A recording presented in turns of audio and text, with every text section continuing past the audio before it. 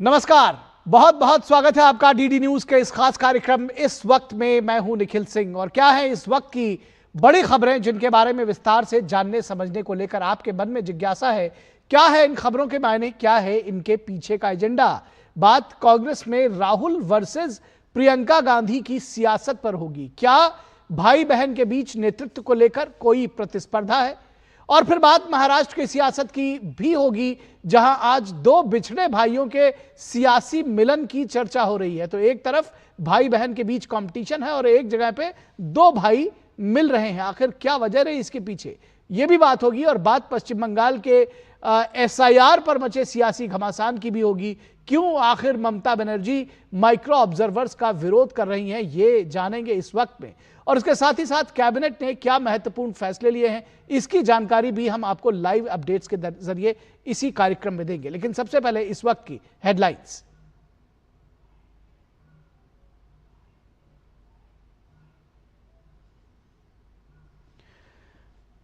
राहुल गांधी विदेश में लोकतंत्र पर कर रहे हैं चर्चा, तो देश में कांग्रेस कार्यकर्ताओं में पार्टी के अंदर प्रियंका गांधी को आगे करने की मांग हुई तेज। प्रियंका गांधी को पीएम बनाने की मांग करने वाले कांग्रेस सांसद इमरान मसूद बाद में अपने बयान पर सफाई देते नजर आए। बीजेपी ने कहा राहुल पर यकीन नहीं कर रहे हैं कांग्रेस के ही नेता।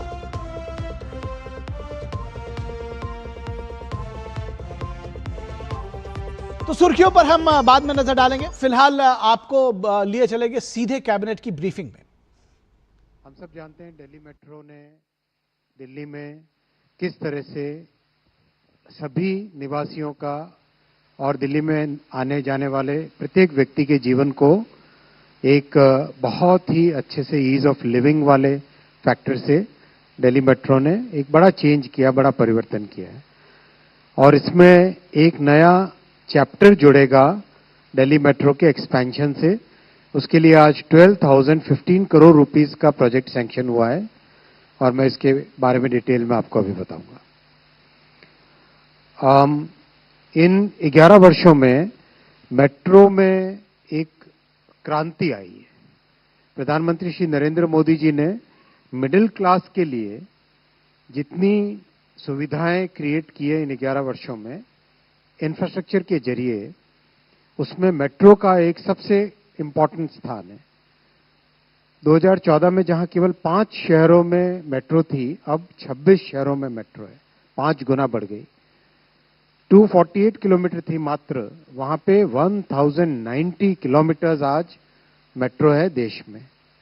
3rd लार्जेस्ट नेटवर्क बन गया है भारत और बहुत जल्दी 2nd लार्जेस्ट बन जाएगा। एक साल में कुल मिला के 1 किलोमीटर से भी कम होती थी 2014 में मेट्रो बनती थी। आज 6 किलोमीटर से ज्यादा हर साल नई मेट्रो कमीशन होती है। इतना पेस ऑफ वर्क बढ़ा है। एवरेज डेली राइडरशिप 4 गुना बढ़ी है। जहां करीब 28 लाख होती थी, वहां 1 करोड़ 15 लाख तक पहुंच चुकी है। बहुत बड़ा परिवर्तन है, बहुत बड़ा चेंज है हमारे शहरों को और ज्यादा सुगम बनाने के लिए, खासकर मिडिल क्लास फैमिलीज के लिए, लो इनकम फैमिलीज के लिए। दिल्ली मेट्रो का नेटवर्क अगर हम देखें तो 12 लाइनें हैं, कलर से डिफाइंड है ये सब के सब lines. Red line, yellow line, जो येलो लाइन सबसे पहले बनी थी, जो ब्लू लाइन की branch, green line, violet, pink, magenta, grey, फिर एयरपोर्ट एक्सप्रेस जिसको ऑरेंज लाइन भी बोलते हैं, एक्वा लाइन और रैपिड मेट्रो गुरुग्राम में रैपिड मेट्रो। और 6 नए प्रोजेक्ट ऑलरेडी अंडर कंस्ट्रक्शन है अभी, यानी उसका एक्सपेंशन लगातार हो रहा है। जो 6 प्रोजेक्ट अंडर कंस्ट्रक्शन है वो है एरो सिटी से तुगलकाबाद, जनकपुरी वेस्ट से आरके आश्रम, मुकुंदपुर से मौजपुर, इंद्रलोक से इंद्रप्रस्थ और लाजपत नगर से साकेत जी ब्लॉक और लास्ट में रिठाला नरेला कुंडली। इस 395 kilometre, one of the largest in the world, among the top 5 in the world. इसमें 65 लाख कम्यूटर्स अब डेली ट्रैवल कर रहे हैं। आज जो अप्रूवल हुआ है वो बहुत इंपॉर्टेंट है। इसको फेज 5A कहा जाएगा। This will B Delhi metro phase 5A। 13 station इसमें बनेंगे 10 underground and 3 elevated stations, 16 kilometres नई लाइन इसमें बनेगी, 16 kilometres, and the total investment will be 12,015 crore. At an investment of 12,015 crore, 16 kilometers will be added to the Delhi Metro line, Delhi Metro network, with 13 more stations, 13 new stations. With this, Delhi Metro network will cross 400 kilometers, जो अपने आप में बहुत significant है. जरा एक बार बहुत ही बड़ा एक अचीवमेंट है. ये जो 3 आज कॉरिडोर्स अप्रूव हुए हैं, रामकृष्णा आश्रम, आरके आश्रम मार्ग से Indraprastha 9.9 kilometres at an investment of 9,570 crores. Aerocity to airport terminal 1 2.3 kilometres 1,419 crores. Tughlakabad to Kalindi Kunj 3.9 kilometres 1,024 crore rupees. इस एक्सपेंशन से दिल्ली में 33,000 tons CO2 emission every year will be saved. 33,000 ton CO2 emissions every year will be saved because of these 3 corridors. मैं आपको detail में नक्शे पे दिखाना चाहूंगा. 3 कॉरिडोर है, तीनों के तीनों रेड कलर में दिखाएं. इन तीनों की इंपॉर्टेंस इससे क्लियर हो जाती है मैप पे देखने से. हम पहला देखें, अगर एरोसिटी से टर्मिनल 1 को कनेक्ट करने वाला, टर्मिनल 1 करीब करीब कंप्लीट होके एक अपने नए शेप में आ गया है. तो terminal 1 will be carrying many more flights in the near future. So this corridor will connect the terminal 1 with Aerocity. Aerocity gets connected with the Orange Line, जो दिल्ली का सिटी सेंटर है, शिवाजी नगर, शिवाजी स्टेशन, वहां से सीधा एयरपोर्ट पे आता है. Terminal 3 की कनेक्टिविटी पहले से है और अब कनेक्टिविटी एरोसिटी से इंटरचेंज लेके टर्मिनल 1 से कनेक्टिविटी हो जाएगी. सेकंड है कालिंदी कुंज से तुगलकाबाद. इसकी इंपॉर्टेंस इस तरह से है कि नोएडा से और फरीदाबाद से जो कम्यूटर्स आते हैं, उन सब को सीधा कनेक्टिविटी गुरुग्राम के लिए यहां से मिल जाएगी. ये सीधा एक कनेक्शन हो जाएगा नोएडा और फरीदाबाद के कम्यूटर्स जो गुरुग्राम की तरफ जाते हैं उनके लिए. So this will save a significant amount of time in the commuters life. This will be a major difference. And third corridor जो आप ऊपर देखेंगे रेड कलर में, कनॉट प्लेस के पास से निकल रहा है, आरके आश्रम मार्ग के स्टेशन से आके इंद्रप्रस्थ है और इसको जोड़ता है कंप्लीट हमारा सेंट्रल सेक्रेटेरिएट के स्टेशन से. बेसिकली ये है जो कर्तव्य भवन बने हैं, इन कर्तव्य भवन के कनेक्टिविटी के लिए. डिटेल में आगे बताऊंगा. कर्तव्य भवन सेंट्रल गवर्नमेंट के सभी एम्प्लॉयज को, significantly large number of employees के लिए ऑफिसेज बन रहे हैं. साथ ही साथ देश भर से, प्रदेश से, आसपास के राज्यों से बहुत सारे लोग कर्तव्य भवन में काम करने के लिए जो आते हैं, उनके लिए this corridor will become a major advantage. और कार लेके आए इसके बजाय आराम से मेट्रो में बैठ के आए, ट्रैफिक का भीड़ भाड़ कम हो. बहुत इंपॉर्टेंट कॉरिडोर है ये, जो दिल्ली के पोल्यूशन को और दिल्ली के ट्रैफिक इंटेंसिटी को सिग्निफिकेंटली इंप्रूव करेगा, कम करेगा ये कॉरिडोर. मैं इसके तीनों के डिटेल में आपको दिखाता हूँ. ये तीनों कॉरिडोर्स, कॉरिडोर 1, 2, 3 मैंने आपको डिटेल में वहां दिखाए. मैं इंडिविजुअल कॉरिडोर्स पे आऊंगा. ये कॉरिडोर जो आरके आश्रम मार्ग से आता है, शिवाजी स्टेडियम, जहां से ऑरेंज लाइन के साथ कनेक्टिविटी होगी. ऑरेंज लाइन एयरपोर्ट वाली लाइन है, उससे कनेक्टिविटी होगी. फिर ये कर्तव्य भवन में सीधा, जितने कर्तव्य भवन के जितने कॉरिडोर्स बन रहे हैं, उन सब कर्तव्य भवन से कनेक्ट करने का एक अंडरग्राउंड मेट्रो नेटवर्क हो जाएगा. तो एक एस्टिमेट अभी डिपार्टमेंट की तरफ से लगाया जा रहा था, करीब करीब 60,000 employees and about 2 lakh visitors every day. Around 60,000 employees and about 2 lakh visitors every day in सब के लिए ट्रैफिक से बच के आराम से मेट्रो में आए, पॉल्यूशन और ट्रैफिक दोनों पे एक सिग्निफिकेंट इम्पैक्ट पड़े, वो थिंकिंग के साथ इस कॉरिडोर को डिजाइन किया गया है। और इसीलिए ये कर्तव्य भवन कॉरिडोर भी कहा जा सकता है एक तरीके से। This will be called the कर्तव्य भवन कॉरिडोर। ऑफिशियल नाम तो हाउसिंग एंड अर्बन डेवलपमेंट से आएगा, बट जस्ट एक बोलचाल की भाषा में इसका इस तरह से रहेगा। बहुत सोच समझ के इसका डिजाइन किया गया है, जिससे कि आने वाले 40-50 वर्षों तक जो कर्तव्य भवन में सेंट्रल गवर्नमेंट के एम्प्लॉयज के ऑफिसेज चलेंगे, उन सब की कनेक्टिविटी इससे बहुत अच्छी रहेगी। बहुत ही इंपॉर्टेंट प्रोजेक्ट है ये मैंने आपको बताया कि ऑरेंज लाइन से कनेक्ट करके टर्मिनल 1 को कनेक्टिविटी देने वाला ये कॉरिडोर है। दिल्ली एरो सिटी से इंटरचेंज होगा और एरो सिटी से इंटरचेंज होकर सीधा टर्मिनल 1 पे कनेक्टिविटी हो जाएगी। और तीसरा, जो कि नोएडा फरीदाबाद से आने वाले जितने भी हैं कम्यूटर्स, वो सीधा इस कॉरिडोर की इस कनेक्टिविटी से सीधा इसमें गुरुग्राम के लिए यहाँ पे आ सकेंगे। तो उनकी लाइफ में भी बहुत एक सिग्निफिकेंट इंप्रूवमेंट इस कॉरिडोर के बनने से आएगा। ओवरऑल साथियों, इन पिछले कुछ महीनों में प्रधानमंत्री श्री नरेंद्र मोदी जी की ऐतिहासिक तीसरी टर्म में इंफ्रास्ट्रक्चर पे इन्वेस्टमेंट बहुत सिग्निफिकेंट हुआ है और उसका लाभ हमारे मिडिल क्लासेस को, हमारे लो इनकम फैमिलीज को बहुत अच्छा उसका रिजल्ट मिल रहा है। आपके सामने पूरी detail airport, ports, highway, railway, metro, industrial corridors, housing, hydro power और रोपवेज, करीब 12.5 लाख करोड़ रुपए का इन्वेस्टमेंट इन सब में जा रहा है, जिससे कि देश का फ्यूचर, देश के भविष्य की नींव बने, विकसित भारत की नींव बने ये सारे प्रोजेक्ट्स। और सबसे बड़ी बात है कि हमारे मिडिल क्लास फैमिलीज के लिए, हमारे लो इनकम फैमिलीज के लिए एक सिग्निफिकेंट इंप्रूवमेंट उन सबकी लाइफ में आए। मैं आप क्वेश्चंस लूंगा। Thank you sir. सो शुरू करते हैं। 25 नंबर।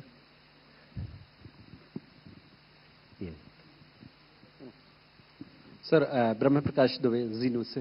मेरा सवाल है कि जो ये तीनों लाइन अनाउंस की गई, आज मंजूरी दी गई है, इसमें क्या ये केंद्र की तरफ से सारा फंडेड है? क्योंकि जो दिल्ली में मेट्रो है, दिल्ली सरकार और केंद्र सरकार का शेयर है, तो उस लिहाज से मेट्रो है या सिर्फ ये केंद्र की तरफ से फंडेड है? Thank you. अगला और 10 नंबर। सर, द्वेष फ्रॉम इकोनॉमिक टाइम्स। सर, जो सेंट्रल विस्टा प्रोजेक्ट था उसमें there was some talk of a circular metro. Is this RK Ashram Indraprastha that circular metro और will there be something separate? And has the plan changed from the initial decision? और इसके अलावा second और third row या 17। Sir, मैं अमलेंदु, ये project कितने साल में पूरे होंगे? Fourth 47। Sir, Prakash Pradhashi from ET Now. You mentioned that the Delhi Metro network expansion will reduce CO2 level significantly. Has Cabinet also discussed about the other aspects of the pollution level in Delhi? Any concrete plan under discussion? Fifth row 6 में 78। Sir नमस्कार, दृष्टि। Sir, मेरे 3 questions हैं। एक तो ये कि जैसे आपने बताया कि कर्तव्य भवन से जोड़ेगी मेट्रो, तो ये तो संरक्षित क्षेत्र है एक तरीके से, यहाँ पे खुदाई संभव है?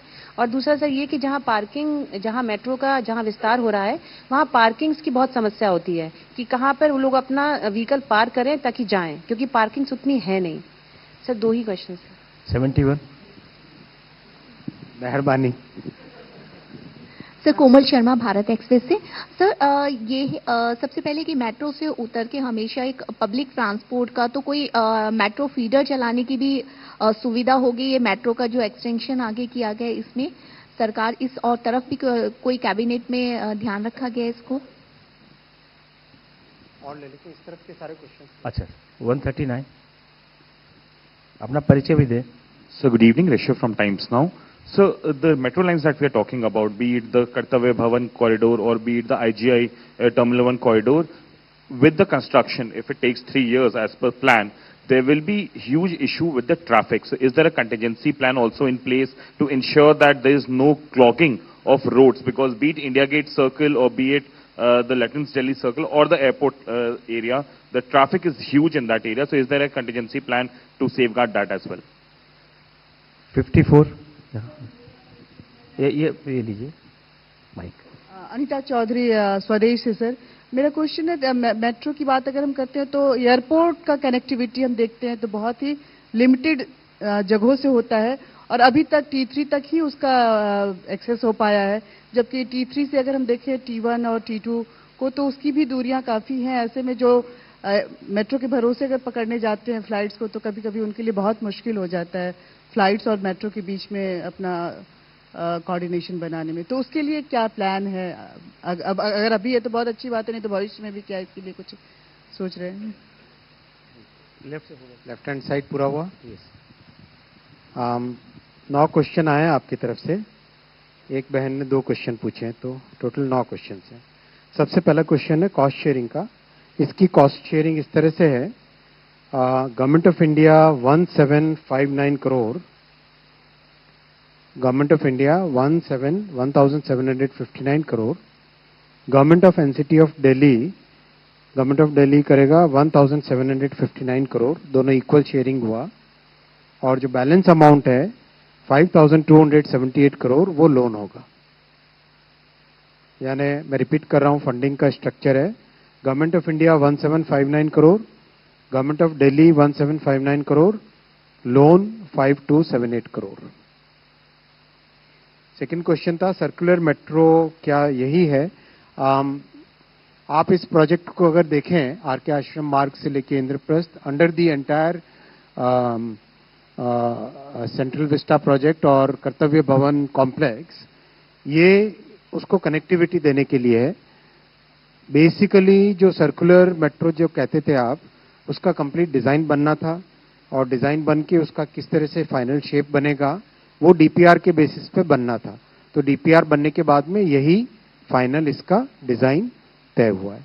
इसमें राजीव चौक को बाईपास करके आएगी ये लाइन। अगर आप लाइन देख रहे हो राजीव चौक से पहले आरके आश्रम मार्ग से स्टार्ट होती है। मैं डिटेल वाला मैप निकालता हूं।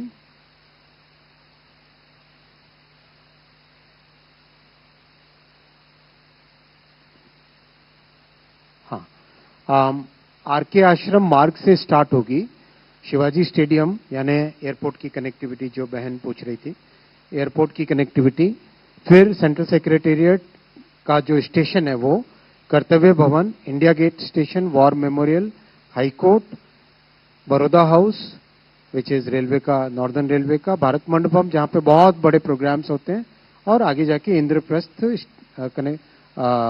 जो ब्लू लाइन है उस पे इंद्रप्रस्थ स्टेशन पे कनेक्ट हो जाता है। यानी नोएडा से जो आएंगे लोग उनके लिए भी कनेक्टिविटी हो गई।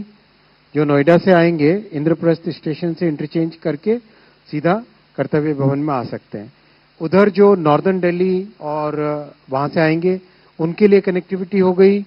और ये येलो लाइन से जब आएंगे सेंट्रल सेक्रेटेरिएट पे इंटरचेंज करके गुरुग्राम से और छतरपुर और वो वाली साइड से जो आते हैं उनके लिए भी यहाँ पे कनेक्टिविटी हो गई। तो ओवरऑल जो दिल्ली के मेजर पॉपुलेशन रीजन्स हैं उन सब के साथ कर्तव्य भवन एरिया की कनेक्टिविटी हो गई। इसीलिए डिपार्टमेंट का एस्टिमेट था 60,000 एम्प्लॉयज और करीब करीब 2 लाख विजिटर्स जो डेली यहाँ पर आएंगे कर्तव्य भवन कॉम्प्लेक्स में, उन सब के लिए Kartavya Bhavan plus Bharat Mandapam, war memorial, India Gate, ये सब के लिए एक अच्छी यहाँ पे कनेक्टिविटी हो गई। मैं थर्ड क्वेश्चन पे आता हूँ। थर्ड क्वेश्चन टाइमलाइन, करीब 3 इयर्स का कंस्ट्रक्शन टाइमलाइन इसके लिए डिसाइड हुआ है। और इसी के साथ का जुड़ा हुआ क्वेश्चन था कि कंस्ट्रक्शन के द्वारा ट्रैफिक क्लॉगिंग का क्वेश्चन। इसमें ज्यादातर कंस्ट्रक्शन अंडरग्राउंड है। अंडरग्राउंड कंस्ट्रक्शन में there is a method called tunnel boring machine, TBM। तो टनल बोरिंग मशीन जो कि जैसे हिमालय में जो अभी टनल्स बन रही हैं उनमें भी वही यूज होती है. So tunnel boring machine keeps working below the ground and whatever sand has to be, whatever earth and other materials have to be taken out, they are taken out in a very systematic manner. उसको निकाल के बहुत clean वे में निकाल के बाहर ले जाया जाता है. उसका प्रॉपर एक मैकेनिज्म बन चुका है देश में और उस मेथड से होगा जिससे कि ट्रैफिक पे इंटरफेरेंस और ऑब्स्ट्रक्शन मिनिमम होगा. इस तरह की इसकी प्लानिंग है. टाइमलाइन लिया, सर्कुलर मेट्रो लिया.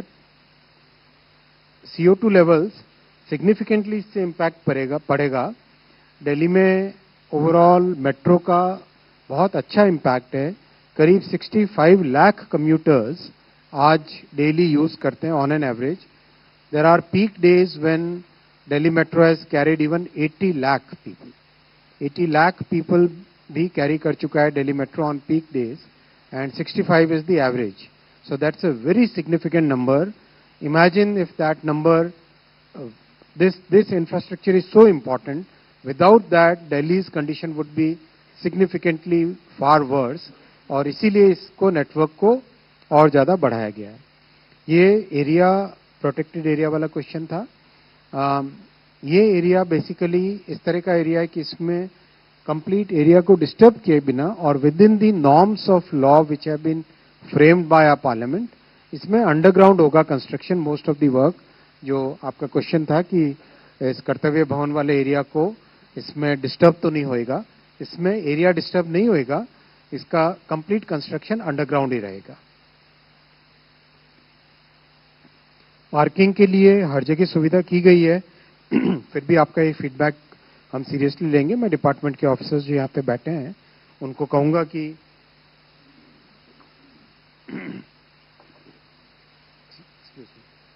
उनको मैं बोलूंगा कि पार्किंग के लिए और भी विशेष सुविधाएं अगर कर सके तो आप जरूर इसमें करें.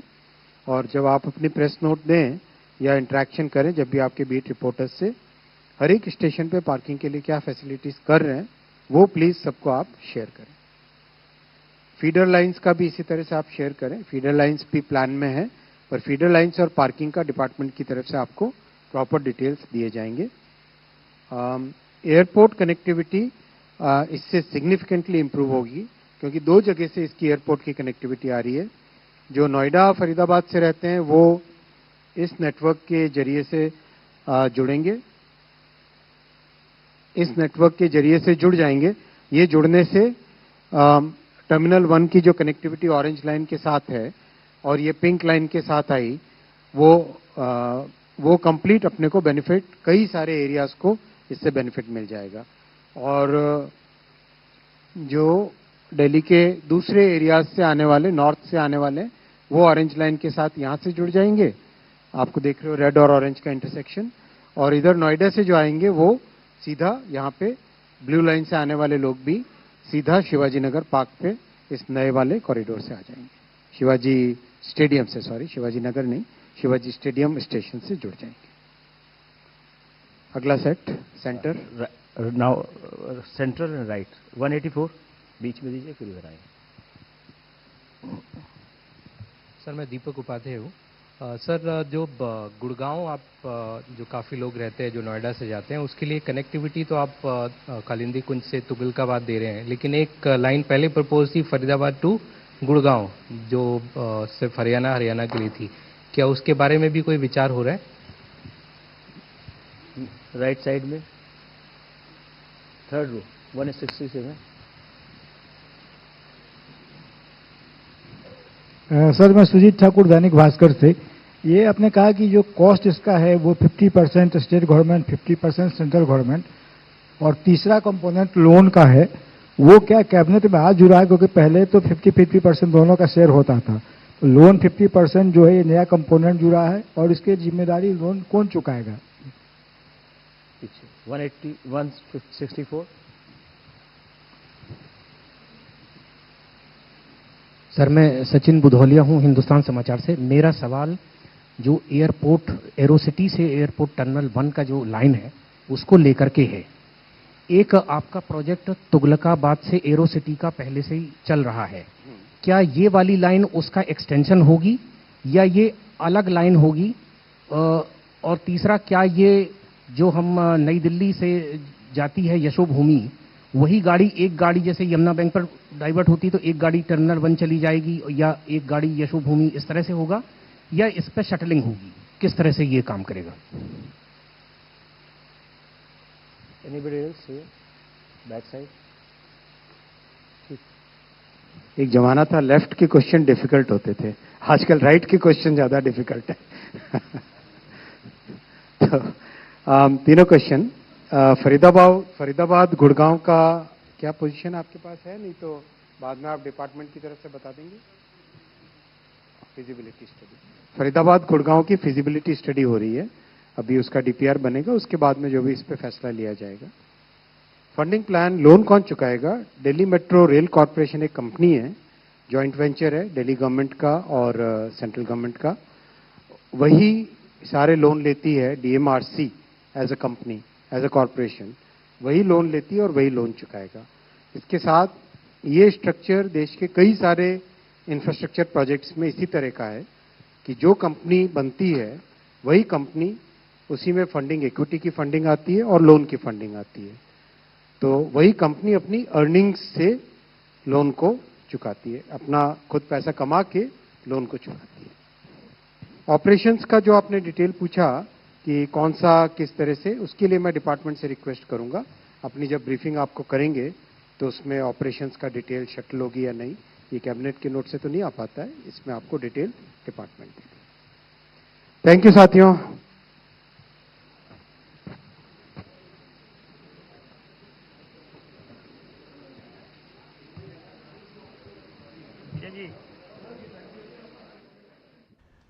तो आप देख रहे थे सीधा प्रसारण नई दिल्ली से, जहां केंद्रीय मंत्री अश्विनी वैष्णव केंद्रीय कैबिनेट के फैसलों की जानकारी दे रहे थे। उन्होंने जानकारी दी कि दिल्ली मेट्रो को नया एक्सपेंशन दिया जा रहा है और ये नया एक्सपेंशन फेज 5A के तहत दिया जाएगा, जिसमें 16 किलोमीटर की नई लाइन बनाई जाएगी। इसके 3 रूट्स डिसाइड किए गए हैं, जो कि आरके आश्रम से इंद्रप्रस्थ तक, एरो सिटी से एयरपोर्ट टर्मिनल 1 तक और तुगलकाबाद से कालिंदी कुंज तक। ये 3 नए कॉरिडोर्स बनेंगे और 16 किलोमीटर की नई जो मेट्रो लाइन है वो बिछाई जाएगी। 12,015 करोड़ रुपए का खर्च इन पर आएगा। तो बेहद महत्वपूर्ण है ये परियोजना, खासतौर पर शहरी इंफ्रास्ट्रक्चर और मेट्रो के विकास को देखते हुए। और अब दिल्ली मेट्रो 395 किलोमीटर जिसका अभी तक विस्तार है, वो 400 किलोमीटर के दायरे को पार कर जाएगी। तो एक बेहद अच्छी खबर है दिल्ली वासियों के लिए, और जो भी जब हम शहरी इंफ्रास्ट्रक्चर की बात करते हैं उसके लिए। और यहां रुकेंगे एक छोटे से ब्रेक के लिए, ब्रेक के बाद वापस लौटेंगे, तब चर्चा होगी कि इस वक्त में हम किस तरह से पश्चिम बंगाल से लेकर गांधी परिवार तक की जो सियासत है वहां उसकी बात करेंगे।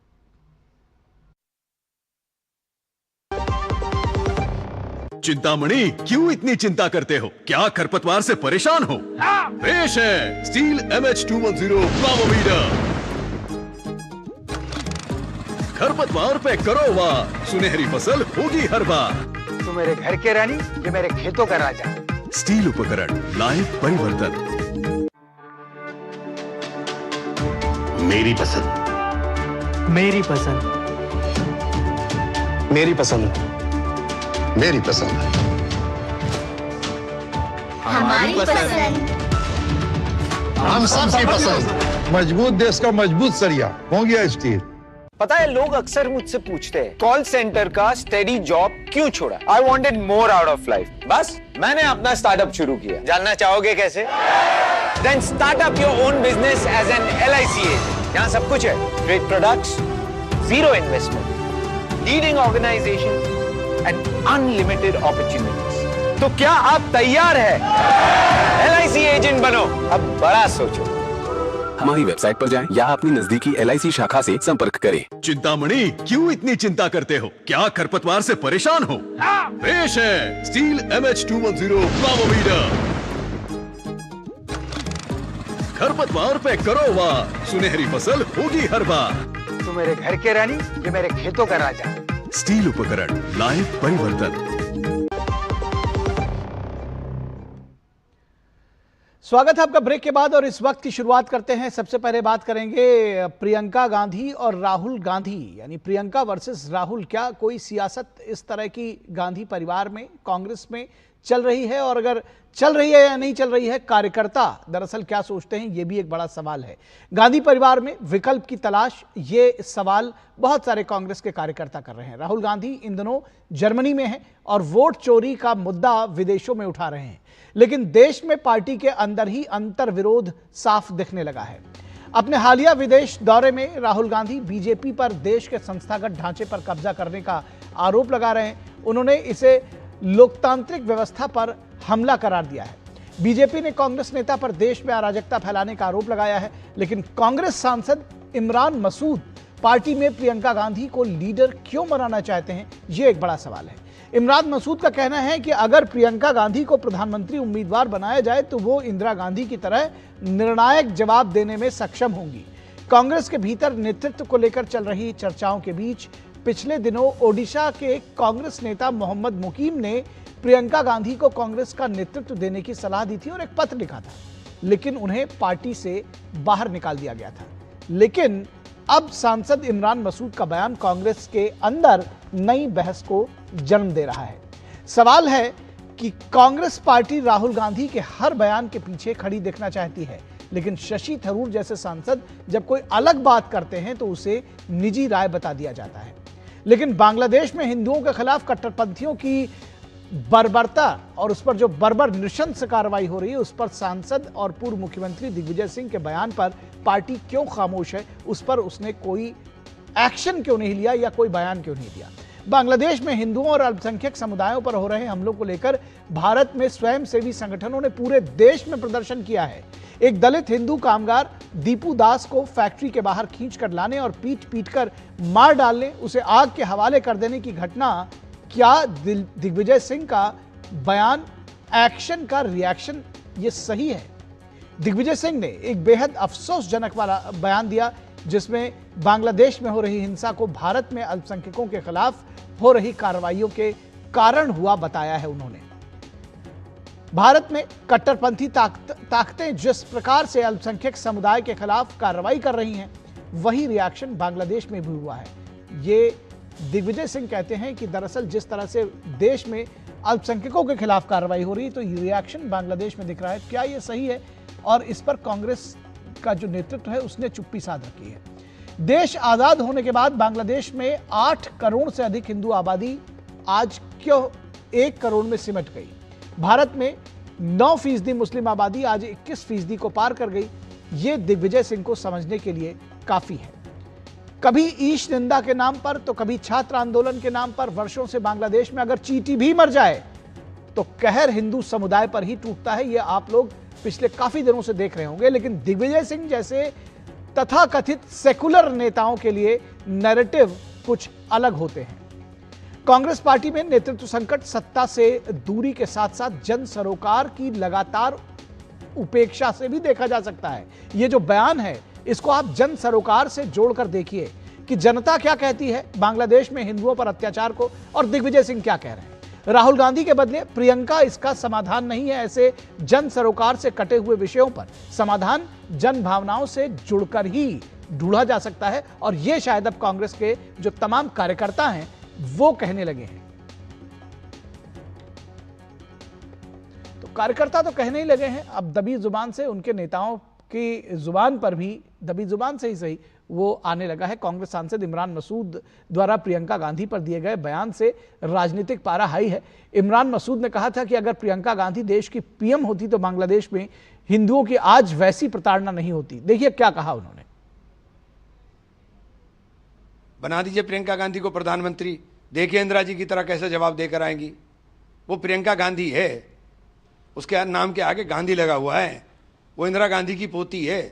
पाकिस्तान को इलाज ऐसा किया था कि पाकिस्तान सदियों उस दर्द को नहीं भूल पाया।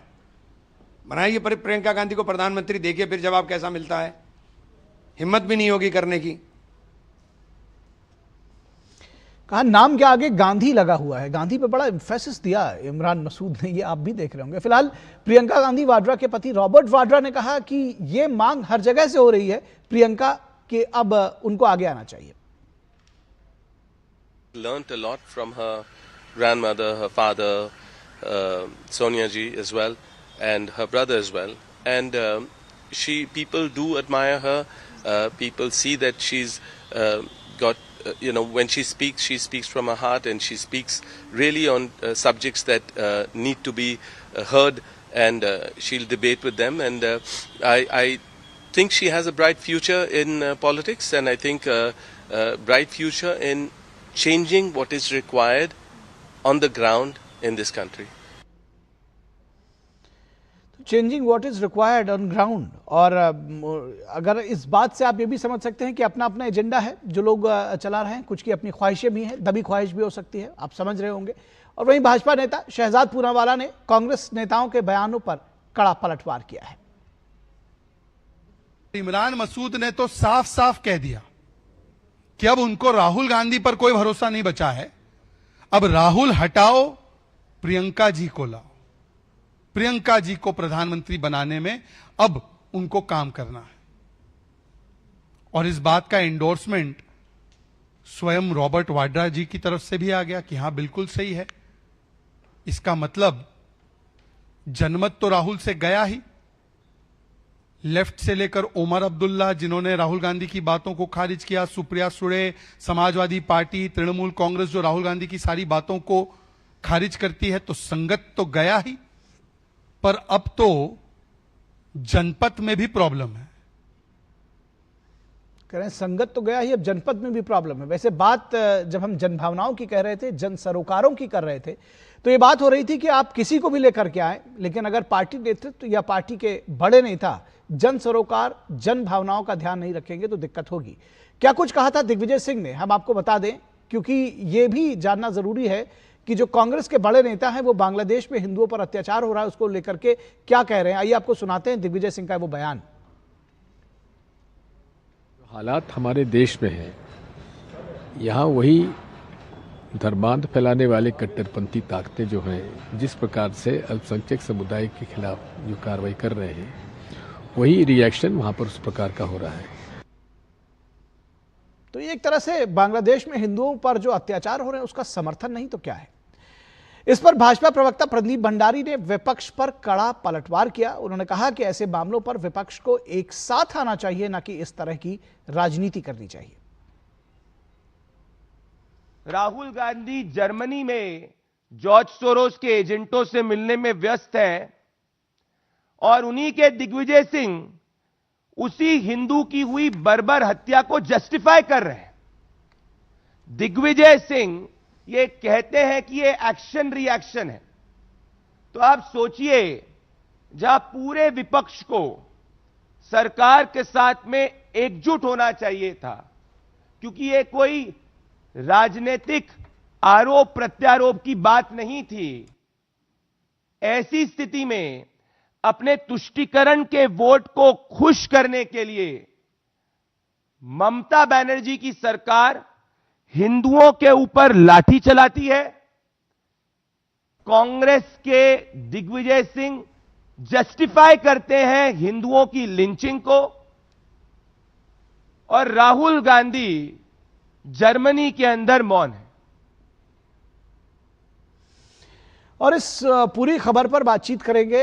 हमारे साथ खास मेहमान भी जुड़े हुए हैं, उनसे आपका परिचय भी कराएंगे और साथ ही साथ आपको बताएंगे कि दरअसल जब हम बात गुटों की सियासत, किसी भी पार्टी में गुटों की सियासत की बात करते हैं तो ये समझना जरूरी है कि अंदर खाने भी नेतृत्व को लेकर बड़ा लड़ाई झगड़ा चल रहा होता है। कई बार जो जिन नेता की बात कही जा रही होती है, जैसे कांग्रेस में चाहे वो राहुल गांधी की बात करें, प्रियंका गांधी की बात करें, वो सामने से कुछ ना कहें, लेकिन एक अलग गुट रहता है और वो उन सब के कुछ लोग उनके साथ में रहते हैं, कुछ मुखालफत करते हैं। तो ऐसा नहीं है कि पार्टी के भीतर जो है वो गुट नहीं होते, वो सिर्फ कांग्रेस बीजेपी से भी नहीं लड़ रही है बल्कि आपस में भी लड़ रही है। और ये जो समर्थकों की जो लड़ाई है वो आपस में साफ तौर पर दिख जाती है। तो जो आप यहां अगर प्रियंका गांधी वर्सेस राहुल गांधी देख रहे हैं तो आपको यही महाराष्ट्र की सियासत में जाकर देखेंगे तो दो बिछड़े भाई एक साथ मिलते हुए नजर आए, जिनकी बात हम आगे करेंगे। फिलहाल हम आपसे अपने मेहमानों का तारुफ करा दें। हमारे साथ अनिरुद्ध प्रताप सिंह बीजेपी के प्रवक्ता जुड़े हुए हैं। अनिरुद्ध जी, स्वागत है आपका। दुष्यंत नागर जो कि पॉलिटिकल एनालिस्ट हैं और कांग्रेस की नीतियों के समर्थक माने जाते हैं, तो कांग्रेस का पक्ष रखेंगे। दुष्यंत नागर जी, बहुत स्वागत है आपका। विनोद मिश्रा, हमारे कंसल्टिंग एडिटर, वो भी हमारे साथ जुड़े हुए हैं। विनोद जी, आपके साथ अगर शुरू करना चाहें तो ये किस तरह की सियासत आप देख रहे हैं? क्या पार्टी के अंदर भी गुटबाजी, जो एक बार जिसको कहते हैं कि एक के बाद एक हार के बावजूद कांग्रेस कहीं ना कहीं शीर्ष नेतृत्व के स्तर पर एक थी, उसमें अब विभाजन पड़ता हुआ दिख रहा है, क्योंकि जो हार है उससे फ्रस्ट्रेट हो चुके हैं जो कांग्रेसी कार्यकर्ता है वो? निखिल, आपकी रिपोर्ट देखने के बाद तो मेरा एक सवाल और बनता है, क्या राहुल गांधी सिर्फ लेफ्ट इकोसिस्टम के एक अपना रिप्रेजेंट करते हैं? कि राहुल गांधी जो भी बयान दे रहे हैं और पिछले दिनों से, पिछले आप 1-2 साल से देखें तो सीधे सीधे आप लगेगा कि राहुल गांधी सिर्फ एक लेफ्ट इकोसिस्टम जो है देश में, इस इकोसिस्टम के वॉइस बन गए और उन्हीं के वॉइस को लेके पूरा इकोसिस्टम चल रहा है। तो क्या पार्टी के जो और कार्यकर्ता है, सांसद है, नेता है, क्या उस बात से अब असहज है? उनको लग रहा है कि जो जनभावना की बात आप कर रहे थे और जन सरोकार की बात कर रहे थे, उस पर कांग्रेस पार्टी कहीं दूर हो गई है? तो ये सवाल को लेके आपने देखा कि जब उड़ीसा के एक पूर्व एमएलए ने ये सवाल, मुकीम साहब ने ये कहा कि भाई इससे ना चल वो, और जब उसने लीडरशिप की बात कही तो उन्होंने चिट्ठी लिख दी जी, तो कांग्रेस पार्टी ने सीधे सीधे उनको पार्टी से निष्कासित कर दिया। वो सीनियर लीडर है मोहम्मद मुकीम साहब। लेकिन अब ये मसूद साहब को, इमरान मसूद को क्या कहे? इमरान मसूद तो बहुत कट्टर नेता हैं कांग्रेस पार्टी के, राहुल गांधी के बहुत करीबी, ये अलग बात है। वो बहुजन समाज पार्टी से लेके, सपा से लेके और कांग्रेस तक कई यात्राएं की है, लेकिन इन दिनों वो प्रियंका गांधी के खास है। तो इसका मतलब साफ है कि कांग्रेस पार्टी के अंदर में भी जो टीम है, team Rahul, team Priyanka, team madam Sonia, ये सारी टीम जो है वो अपने अलग अलग कुनबे बना के इन दिनों पार्टी में अपने अपने तरीके से अपनी अस्तित्व बना रहे हैं। और इसमें आप देखिए कि वो सीधे सीधे इमरान मसूद का ये जवाब बांग्लादेश पे कोई ऐसा नहीं है कि तुरंत रिएक्शन में किया है। उसने एक तरह से एक इंडिकेशन दिया है पार्टी में कि भाई फेस है, अगर इंदिरा गांधी की तरह प्रियंका गांधी का चेहरा मिलता जुलता है तो ये तेवर पार्लियामेंट में अभी आपने देखा, पूरे अभी जो राम जी वर्सेस मनरेगा का जो इतनी बड़ी डिबेट और एसआईआर का डिबेट आपने देखा, प्रियंका गांधी काफी मुखर वक्ता के रूप में आ गई थी जी। तो वो भी एक तरह से प्रियंका गांधी टीम का आप ये कह सकते हैं कि ये एक टीम वर्क है, होमवर्क है।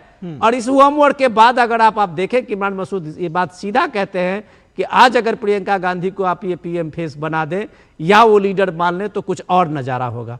तो ये सीधे सीधे आपको दिखा रहा है कि पार्टी में सब कुछ ठीक नहीं है, और ये विकल्प तो कम से कम तलाश तो हर पॉलिटिकल पार्टी करती है कि ए नहीं तो बी नहीं तो सी। तो मुझे लगता है इसमें ABC का गुंजाइश तो नहीं है जो बॉर्डरा कर रहे हैं, इसमें AB में ही आपको 2 ही ऑप्शन है, चाहे राहुल गांधी को चुनो या प्रियंका गांधी को चुनो। तो ये एक प्रियंका गांधी का ऑप्शन पार्टी में हो या रॉबर्ट वाड्रा की तरफ से हो, ये ऑप्शन पे अब कार्यकर्ताओं को सोचना है। ये तो बाकी अब ये किस गुट के हैं ये खुद बताएंगे नागर साहब। जी बिल्कुल। तो दुष्यंत नागर जी हमारे साथ हैं इस बात का जवाब देने के लिए, और शायद दुष्यंत नागर जी बेहतर खुद ही बताएं कि वो किस गुट के हैं, प्रियंका के गुट के हैं या राहुल गांधी के गुट के हैं। लेकिन सर इसकी जरूरत आपको लग रही है? आपको लगता है कि जो आप राहुल गांधी हैं उनको बहुत ज्यादा वक्त दिया गया और अब प्रियंका गांधी को भी थोड़ा मौका दिया जाना चाहिए देखने के लिए?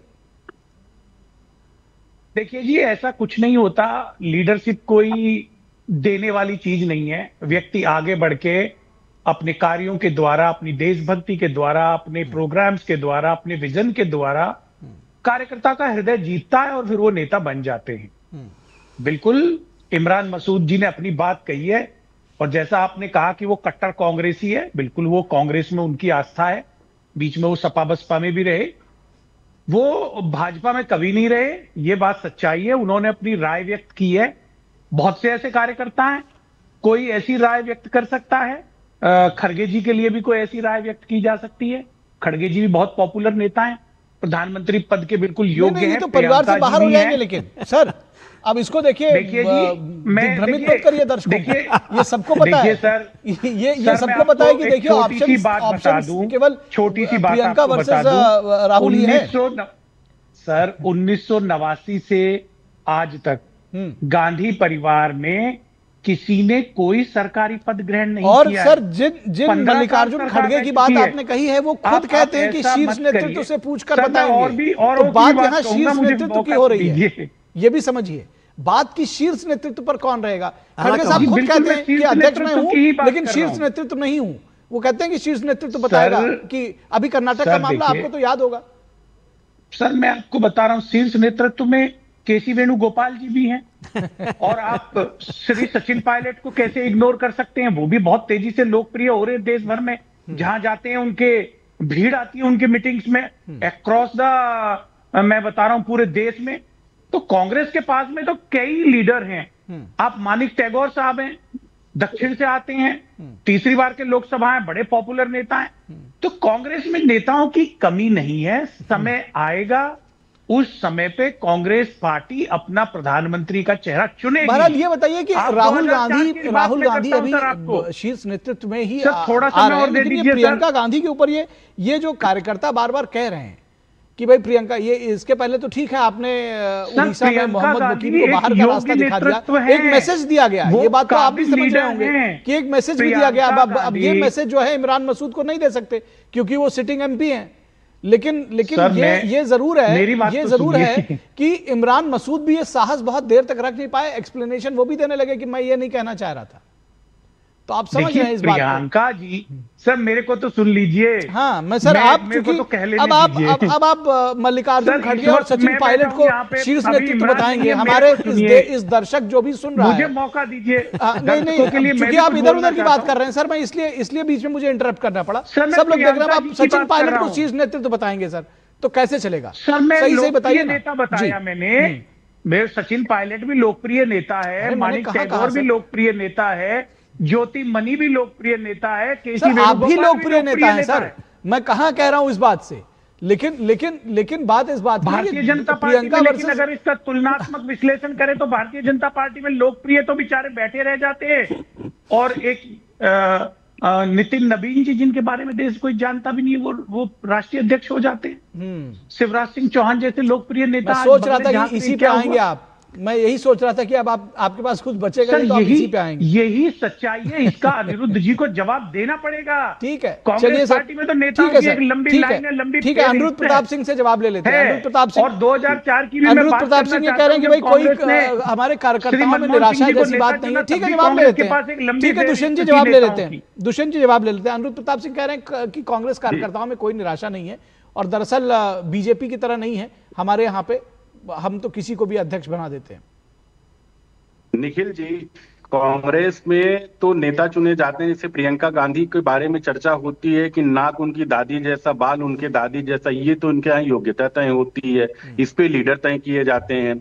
और दूसरी चीज ये है कि 2014 से इनकी देखिए हरकतें देखिए, चाहे राहुल गांधी की चाहे कांग्रेस की, एक कोई फेक मुद्दा लेके आएंगे। हो सकता है जॉर्ज सोरोस ने चाबी भरी हो कि आपको पेगासिस का लेके आना है या किसी चीज पे लेके आना है। जैसे पार्लियामेंट चलेगी कियोस्क क्रिएट होगा, जनहित की बात की चर्चा नहीं होगी और पार्लियामेंट को बंक करके बाहर चले जाते हैं। और इन पे प्रश्न बीजेपी नहीं उठा रही है, इन पे प्रश्न उठा रहे लेफ्ट के सांसद है, जॉन ब्रिटास कह रहे हैं, डीएमके के नेता कह रहे हैं, इमरान मसूद कह रहे हैं, शशि थरूर कह रहे हैं, उमर अब्दुल्ला कह रहे हैं, अभिषेक बनर्जी कह रहे हैं कि भैया ऐसे नहीं चल पाएगा। लेकिन राहुल गांधी की हरकतें आप देखिए कि विदेश की धरती पर जाएंगे, ये इल्हान उमर से बात करेंगे, ये सलील शेट्टी को लेके अपनी भारत तोड़ो जोड़ो यात्रा में चलेंगे। उसके बाद में अभी ये जर्मनी में गए तो वहां पे जॉर्ज सोरोस का जो एसोसिएट है उसको लेके घूम रहे हैं, कार्नेल वेल को लेके घूम रहे हैं और बात क्या करते हैं, भारत के विरोध की बात करते हैं। तो ये माइंडसेट इनके यहाँ है। और मुझे तो दिग्विजय जी से यही चीज पूछना, आप कम से कम राहुल गांधी से पूछ लो इल्हान उमर के बारे में उनकी क्या राय है, जो भारत के हिंदुओं के बारे में, कश्मीर के बारे में इल्हान उमर के विचार पूरी दुनिया जानती है, भारत विरोधी हैं। बांग्लादेश का राइटर है, वो पत्रकार है, वो भारत के विरोध में, भारत के हिंदुओं के विरोध में लिखता रहता है, बांग्लादेश के हिंदुओं के विरोध में लिखता रहता है। इन लोगों के साथ में इनका डबल स्टैंडर्ड आप देखिए निखिल जी, कि फलस्तीन तो इनका मुद्दा बन जाता है, उस पे तो झोला बैग टांग के सब लोग घूमेंगे, लेकिन जैसे बांग्लादेश के हिंदुओं की बात आएगी लोग चुप होके बैठ जाएंगे, उस पे 1 इंच एक जरा सा सवाल इंडिया अलायंस के पार्टनर लोग नहीं पूछेंगे। तो राहुल गांधी के पास ना जनमत रहेगा, 95 चुनाव हारे हैं, मतलब ऐसा व्यक्ति ठीक 95 है। चुनाव हारा, जनमत नहीं ठीक उनके है पास अनुज जी, में रह अनुज गया, जी दोबारा उनके आएंगे, यार अपने दोस्त दर्शकों नहीं को रह यहाँ गए से और लिए न चलेंगे जनपद उनके पंचकूला, जहां पर केंद्रीय गृह मंत्री अमित शाह का संबोधित कर रहे हैं।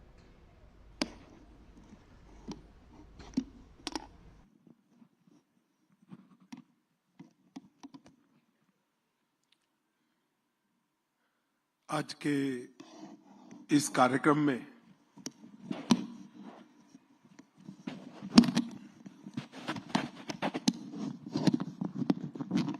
मंच पर उपस्थित हरियाणा के लोकप्रिय मुख्यमंत्री श्रीमान नायब सिंह सैनी जी, मोदी जी की मंत्रिपरिषद में मेरे साथी हरियाणा के ही नेता श्रीमान कृष्णपाल गुर्जर जी, भारतीय जनता पार्टी हरियाणा के प्रदेश अध्यक्ष श्री मोहनलाल जी,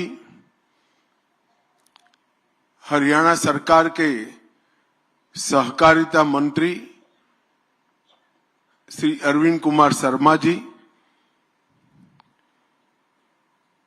श्री अनुराग रस्तोगी, मुख्य सचिव हरियाणा सरकार, श्री आशीष कुमार भूटानी जी, सचिव सहकारिता भारत सरकार, श्री सुधाकर चौधरी जी, अध्यक्ष क्रिप्को, और आज इस कार्यक्रम में आए हुए सहकारिता से जुड़े हुए सभी भाइयों बहनों को मेरा राम राम प्रणाम। आज गीता की भूमि, हरि की भूमि हरियाणा पर आकर आप सबको मिलकर सच अर्थ में बहुत बहुत आनंद और खुशी हो रही। हरियाणा ने हमेशा देश की खाद्य सुरक्षा, दूध उत्पादन और खेलों के मैदान में देश के लिए पदकों की झड़ी लगाने का काम हमारे हरियाणा ने किया है। मोर्चा कोई भी हो, मैदान कोई भी हो, हरियाणा का किसान, हरियाणा का जवान और हरियाणा का खिलाड़ी, इसने हर मोर्चे पर हमारे तिरंगे को शान से ऊपर उठाने में भारत का सम्मान किया है। आज भी देश के विकास का इतिहास जब कोई अध्ययन करता है तो वो कालखंड को भूल नहीं सकते। उस वक्त तो हमारी आबादी बहुत कम थी, फिर भी वो आबादी को खाने के लिए अमेरिका से लाल गेहूं मंगाने पड़ते थे। ये हरियाणा और पंजाब की ही भूमि है जिसने देश को अनाज के मामले में आत्मनिर्भर कर कर दुनिया में सम्मान दिलाने का काम किया। छोटा सा प्रदेश होने के बावजूद कोई भी सीएपीएफ उठाकर देख लो, तीनों सेनाएं देख लो, आबादी के अनुपात में सबसे ज्यादा जवान मां भारती की रक्षा के लिए देने का काम हमारी हरियाणा की वीर माताएं करती है। और उनकी बहादुरी के चलते ही कई सारे आक्रमण सफलता के साथ भारत की सेनाएं और भारत के सशस्त्र बल विफल कर पाए। और धाकड़ हरियाणा के धाकड़ खिलाड़ी हरेक खेल में देश का मेडल की तालिका में ऊपर उठाने का काम करते हैं। जो हरियाणा इतिहास से भी जुड़ा है, धर्म से भी जुड़ा है, आध्यात्म से भी जुड़ा है, परंपराओं से भी जुड़ा है। वो हरियाणा आज धीरे धीरे कृषि और सहकार दोनों के सुयोग से किसान समृद्धि के नए आयाम लिखने जा रहा है।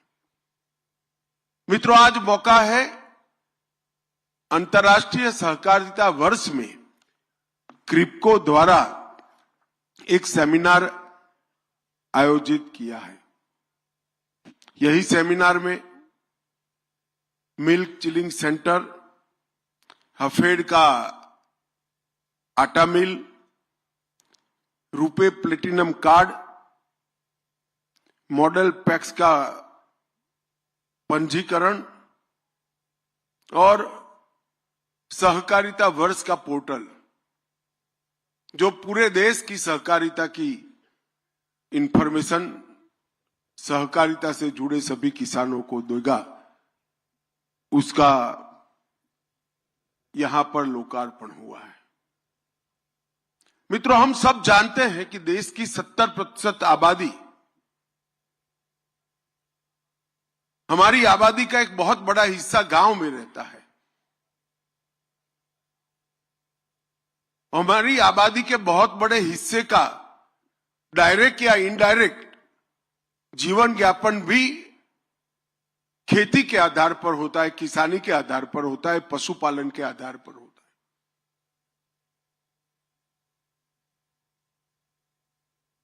अगर हम कृषि को और पशुपालन को एक स्वतंत्र रूप में, आइसोलेशन में व्यवसाय के रूप में देखें, तो वो बहुत सारे लोगों को रोजगारी देते हैं। देश में सबसे ज्यादा रोजगारी अगर कोई दो सेक्टर से निर्मित होती है तो कृषि और पशुपालन से होती है। मगर कृषि और पशुपालन के साथ कोऑपरेटिव को जोड़ते हैं तो ये 125 करोड़ लोगों को रोजगारी के साथ समृद्ध बनाने का काम भी एक कोऑपरेटिव कर सकता है। अभी मैं यहां आया था एक डेयरी प्लांट के लोकार्पण। हमारे पशुपालक सुबह 3 बजे से बहनें पशुपालन के काम से लगती है और शाम को 7 बजे तक पशु के पीछे पूरा दिन जाता है। अगर वही दूध गांव की दुकान में अगर वो बेचते हैं तो उनको मिलने वाला पैसा और कोऑपरेटिव डेयरी के माध्यम से मिलने वाले पैसे में 70% का अंतर है, 70% का अंतर है। ये जो मुनाफा है वो पशुपालन के लिए मेहनत करने वाली मां का है, बेटी का है, मगर उसके पास पूंजी नहीं है। वो दूध को पेस्चुराइज कर कर दिल्ली के बाजार में बेचने के लिए पूंजी नहीं है, कौशल भी नहीं है। उसका दही बनाकर, इसका चीज, पनीर, बटर बनाकर बेचने का कौवत नहीं है। मगर कोऑपरेटिव एक सेक्टर है जहां पर वो सिर्फ दूध देकर आती है और कोऑपरेटिव माध्यम से सिर्फ 100 रुपया ये माताओं ने भरा है। और गुजरात में आज अमूल 36 लाख बहनों को 90,000 करोड़ रुपया हर साल वितरित करती है।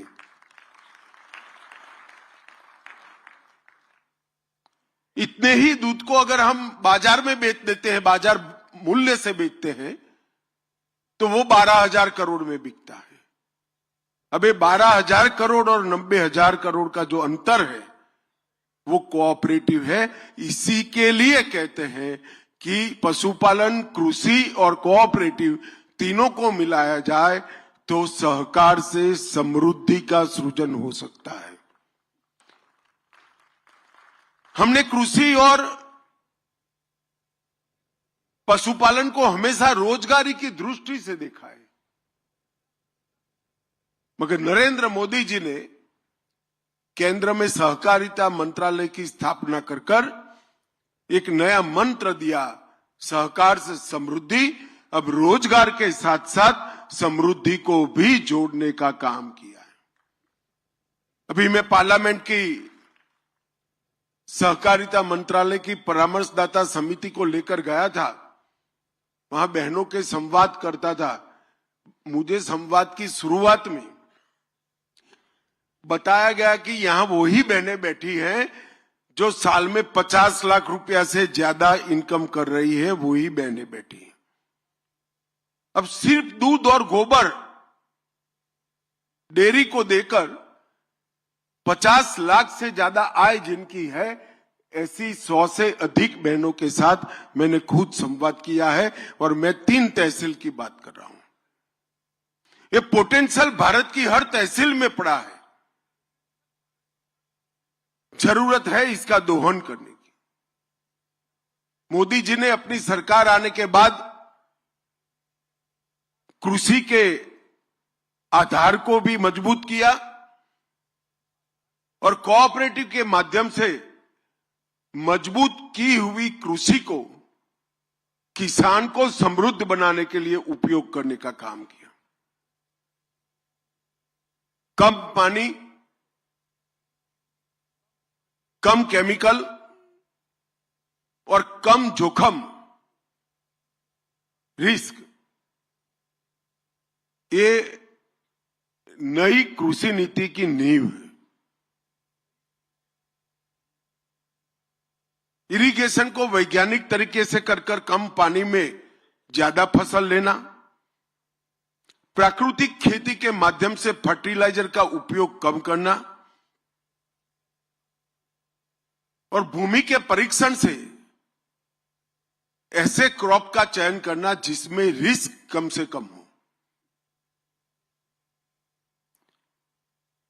Soil health, water security, institutional credit, market access, product का प्रोसेसिंग, पैकेजिंग और मार्केटिंग, इस सबसे के माध्यम से किसान की आय बढ़ाना और धीरे धीरे सब्सिडी निर्भर कृषि की जगह सस्टेनेबल कृषि, सातत्यपूर्ण मुनाफा कमाने वाली कृषि की दिशा में हमारा देश आगे बढ़ा है। और इसके लिए जल और मिट्टी की सुरक्षा, उसका परीक्षण, ऑर्गेनिक फार्मिंग, क्लाइमेट चेंज का प्रभाव कम करने वाली खेती, डिजिटल कृषि मिशन और कोऑपरेटिव, इस सभी वर्टिकल्स को हमने आगे बढ़ाने का काम किया है। और मैं कुछ बातें किसानों के सामने रखना चाहता हूं। 2014 में जब मोदी जी आए तब इस देश का कृषि बजट 22,000 करोड़ रुपया था। जरा ध्यान से सुना है सबने? मैं फिर से बोलता हूं, 2014 में मोदी जी प्रधानमंत्री बने तब इस देश का कृषि बजट 22,000 करोड़ रुपया था। कितना था? और अब 22,000 करोड़ के कृषि बजट को बढ़ाकर 1,27,000 करोड़ करने का काम भारतीय जनता पार्टी की सरकार ने। ग्रामीण विकास का बजट जो कमोबेश कृषक जहां रहता है वो क्षेत्र के विकास के लिए होता है, गांव के विकास के लिए होता है, वो 80,000 करोड़ था। और आज 80,000 से बढ़ाकर ग्रामीण विकास का बजट 1,87,000 करोड़ करने का काम ये भारतीय जनता पार्टी की सरकार। मेरे शुरुआत के दिनों में देखा है, अगर गांव के बोरवेल की मोटर भी चली गई तो सरपंच रिपेयर नहीं करा पाते थे, किराए की जीप कर सचिवालय के धक्के खाते थे। आज कोई सरपंच ऐसा नहीं है, और हरियाणा में तो जरा भी नहीं है। अभी अभी चुनाव गया है, मैं हर गांव में जाकर बजट पढ़ता था, जिसको 10 साल में 10 करोड़, 20 करोड़, 25 करोड़ रुपया गांव के विकास के लिए न मिला हो, ऐसा कोई गांव नहीं। और ये बहुत बड़ा परिवर्तन अप्रोच का है। फसल बीमा को ज्यादा उपयोगी बनाया गया। प्रधानमंत्री किसान सम्मान निधि हर किसान को 6,000 रुपया हर साल। एग्रीकल्चर इंफ्रा फंड में 1 लाख करोड़। ई नाम के माध्यम से उचित दाम मिले। श्री अन्न मिशन, दलहन तिलहन मिशन, डेयरी सेक्टर की चक्रीय व्यवस्था, कई प्रकार के इनिशिएटिव हमने लिए और लगभग 1 लाख करोड़ रुपया, 93,000 करोड़ रुपया, जो योजना पूरी होते होते 1 लाख करोड़ की हो जाएगी। इसके माध्यम से 1 लाख हेक्टेयर भूमि सिंचित करने का काम भी ये 10 साल में आगे बढ़ाया गया। मित्रों, ढेर सारे काम कृषि के लिए कर कृषि को मजबूत करा, और जो उपज किसान कृषि के माध्यम से, पशुपालन के माध्यम से बना रहा है, इसका पूरा मुनाफा किसान के पास जाए, इसलिए सहकारिता मंत्रालय की स्थापना की। हमने पैक्स के मॉडल बायलॉज बनाए। पैक्स के साथ अभी हमने मल्टीपर्पज पैक्स का किसानों को सर्टिफिकेट दिया। हमने उर्वरक वितरण, कीटनाशक वितरण, कृषि उत्पादों का सफाई, ग्रेडिंग, मार्केटिंग, दवाइयों की दुकान, पेट्रोल पंप, गैस की एजेंसी, पानी का वितरण, ये सभी चीजों को पैक्स के साथ जोड़ने का काम किया। लगभग 30 अलग अलग आयामों को पैक्स के साथ जोड़कर हमने पैक्स को मजबूत करने का काम किया है। 3 राष्ट्रीय स्तर पर मल्टी स्टेट कोऑपरेटिव बनाए, एक किसानों की उपज को एक्सपोर्ट करने के लिए, एक ऑर्गेनिक प्रोडक्ट के मार्केटिंग के लिए, और एक बीज के उत्पादन के लिए। डेयरी क्षेत्र में भी 3 नए हमने राष्ट्रीय स्तर पर कोऑपरेटिव बनाए हैं, और इस सब के माध्यम से किसान की आय बढ़ाने का एक नींव डालने का काम किया है। मित्रों, मुझे पूरा विश्वास है, जब अमूल की स्थापना की तब 2000 लीटर दूध रोज का अमूल इकट्ठा करता था। आज देश भर में कई करोड़ों लीटर दूध इकट्ठा करता है और 1,23,000 करोड़ का टर्नओवर है। मुझे विश्वास है कि 15 साल बाद इस देश में मिनिमम 20 अमूल खड़े होंगे, जो किसानों के लिए काम करने वाली संस्थाएं होंगी। ऐसी नींव डालने का हमने काम किया है। नायब सिंह जी बैठे हैं। मैं तो कई बार सोचता हूं कि कहां से इनमें इतनी हिम्मत आती है। मुझे घोषणा पत्र के लिए सैनी साहब ने बुलाया, तो चुनाव का घोषणा पत्र था पार्टी की ओर से, मुझे पब्लिक के सामने रखना था। अगले दिन भेजा, मैंने पढ़ा 24 फसलों पर को एमएसपी पे खरीदना। मैंने फोन किया, पौना बजा था, फिर भी जगह है सैनी को। मैं को भाई सैनी, ये पढ़ा है क्या आपने? 24 फसलें खरीद पाओगे?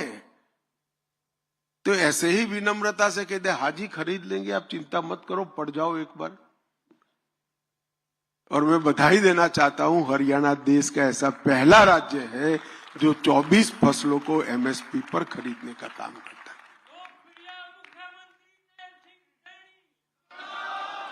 और जो खरीदते हैं, बैठ जाइए, जो खरीदते हैं उसका भी पैसा 48 घंटे में पूरी कागजी कार्यवाही पूरी कर कर आपके बैंक अकाउंट में ट्रांसफर कर देते हैं। मैं सहकारिता मंत्री हूं, अनेक राज्यों से चीनी मिलने वाले और गन्ना किसान दोनों मिलने आते हैं।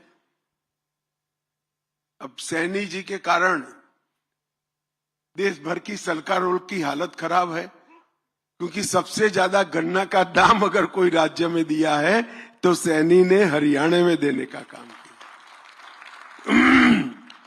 108 मंडियों को ई नाम पोर्टल पर उन्होंने जोड़ दिया है।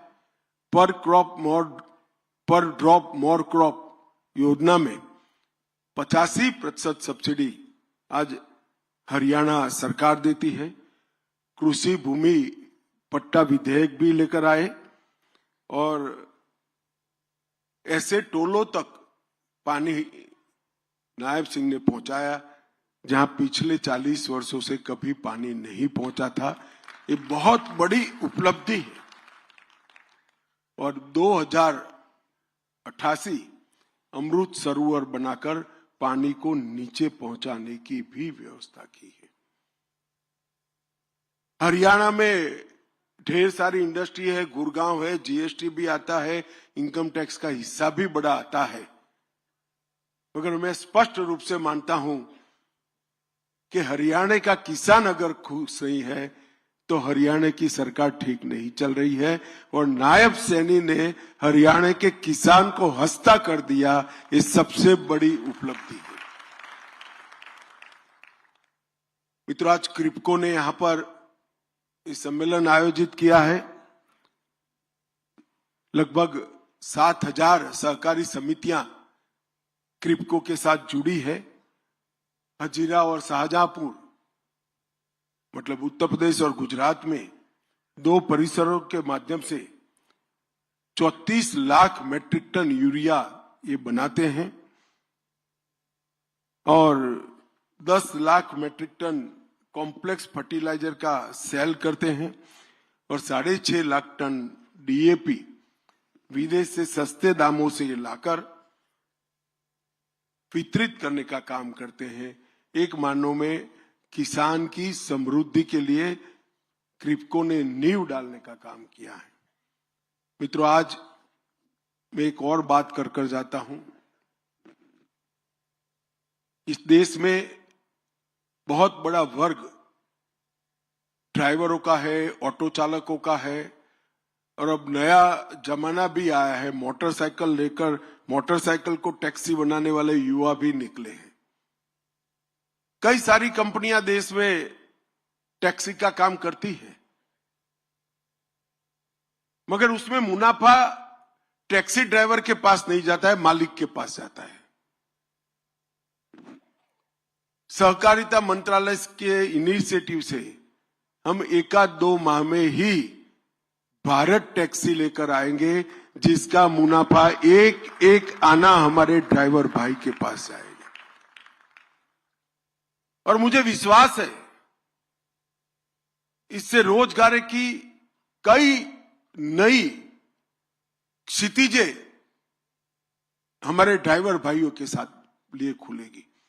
सिर्फ मुनाफा मिलेगा इतना नहीं, इनकी इंश्योरेंस की व्यवस्था, इनकी टैक्सी पर एडवर्टाइज की ऑर्गेनाइज व्यवस्था और ये सारा मुनाफा भी अंततोगत्वा उनके पास जाएगा। ग्राहक की भी सुविधा बढ़ेगी और टैक्सी ड्राइवर समृद्ध भी होगा। ये भारत सहकारिता टैक्सी बहुत कम समय में आने वाली है और मुझे विश्वास है देखते देखते ये भारत की नंबर 1 टैक्सी चलाने वाली कंपनी बन जाएगी, इसका मुझे विश्वास है। आज सहकारिता वर्ष के अंतर्राष्ट्रीय सहकारिता वर्ष जिसका उद्घाटन सम्माननीय मोदी जी ने किया था, इसके उपलक्ष्य में आज यहां पर ये कोऑपरेटिव सम्मेलन लिया गया है। 1 साल तक देश भर की पैक्स से लेकर एपेक्स तक सभी संस्थाओं ने सहकारिता वर्ष के माध्यम से सहकारिता के विचार को नीचे तक परकोलेट करने में बड़ी भूमिका निभाई है। भारत में सहकारिता आंदोलन लगभग 125 साल पुराना है, परंतु मैं स्पष्ट रूप से देख रहा हूं नरेंद्र मोदी जी ने जो इनिशिएटिव लिया है और 125 साल तक ये सहकारिता आंदोलन बुलंदी पर जाएगा और ग्रामीण क्षेत्र में विशेषकर समृद्धि का कारण बनेगा। आप सभी लोग यहाँ आए, कार्यक्रम को सफल बनाया और क्रिप्को को विशेष करके उसके चेयरमैन, इनके बोर्ड ऑफ डायरेक्टर भी यहाँ बैठे हैं, इस सभी को मेरी हृदय पूर्वक की बहुत बहुत शुभकामनाएं और बधाई। मेरा आप सभी को प्यार भरा धन्यवाद। नमस्कार। तो आप देख रहे थे सीधा प्रसारण हरियाणा के पंचकूला से, जहां केंद्रीय गृह एवं सहकारिता मंत्री सतत कृषि में सहकारिता की भूमिका पर सहकारी सम्मेलन को संबोधित कर रहे थे। उन्होंने कहा ग्रामीण विकास में सहकारिता की बेहद महत्वपूर्ण भूमिका है और सहकारिता का जो आंदोलन है ये आगे और भी आगे बढ़ेगा। फिलहाल यहां रुकेंगे एक छोटे से ब्रेक के लिए। ब्रेक के बाद जब वापस लौटेंगे तो बात होगी महाराष्ट्र की सियासत पर चर्चा।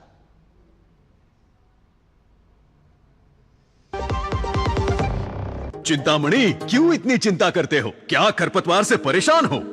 पेश है स्टील MH210 प्लावोमीटर। खरपतवार पे करो वार, सुनहरी फसल होगी हर बार। तू मेरे घर के रानी, ये मेरे खेतों का राजा। स्टील उपकरण लाए परिवर्तन। मेरी पसंद। मेरी पसंद। मेरी पसंद। मेरी पसंद। हमारी पसंद। हम सबकी पसंद। मजबूत देश का मजबूत सरिया हो गया स्टील। LIC युवा प्रोफेशनल्स के लिए लाए हैं नवजीवन श्री। करें नियमित प्रीमियम का भुगतान, जीवन बीमा का आनंद लें। प्राप्त करें प्रीमियम के प्रतिशत पर गारंटीकृत एडिशंस। अपने वित्तीय लक्ष्यों के अनुरूप मैच्योरिटी पर गारंटीकृत धनराशि पाएं। मौजूदा पॉलिसी धारकों के लिए आकर्षक अतिरिक्त लाभ। आज ही खरीदें।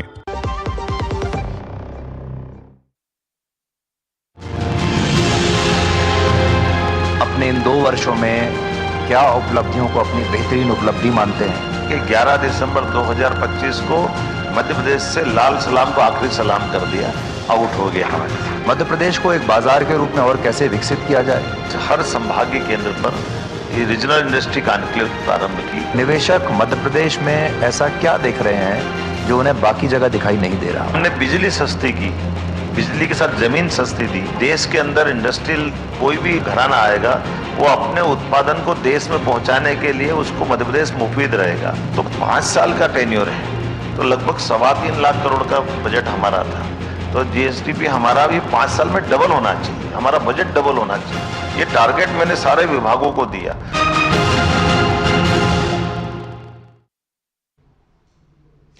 स्वागत है आपका ब्रेक के बाद। और बात महाराष्ट्र की सियासत की, जहां तमाम उठापटक, मिलन और जिसको कहते हैं विछोह, वो सियासत में दिखाई दे रहा है। हमेशा साथ रहेंगे क्या ठाकरे परिवार, ये सवाल आज पूछा जा रहा है, क्योंकि राज ठाकरे और उद्धव ठाकरे एक हुए हैं। निकाय चुनाव में भारी शिकस्त के बाद शिवसेना उद्धव और राज ठाकरे की मनसा अब एक साथ BMC चुनाव लड़ेगी। जनवरी में होने वाले चुनाव के लिए ठाकरे परिवार साथ आए हैं, लेकिन दावा है कि अब हमेशा साथ रहेंगे। 2 दशक बाद दोनों भाई एक साथ एकजुट हुए हैं। ये शिवसेना की जो शिंदे की शिवसेना है उसकी ओर से मिली चुनौती है, या परिवार एक दूसरे के अस्तित्व बचाने की इस आखिरी कोशिश में जुटे हुए हैं।